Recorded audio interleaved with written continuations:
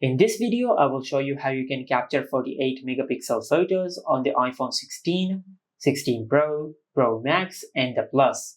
So let's get started. First of all, just go to Settings, then tap on Camera.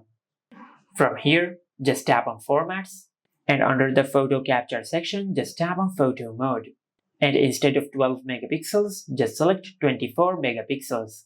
After you select 24 megapixels, then go back, and from here just enable Pro RAW and Resolution Control. After you enable this toggle, then go to your home screen and open the Camera app. Now as you can see, there is the option to increase the resolution in the camera preview. Just tap on HEIF over here, and from here you can increase the resolution from 24 megapixels to 48 megapixels.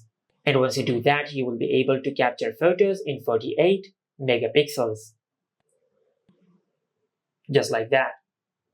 And this is how you can capture 48 megapixel photos on the iPhone 16, 16 Pro, Pro Max, and the Plus.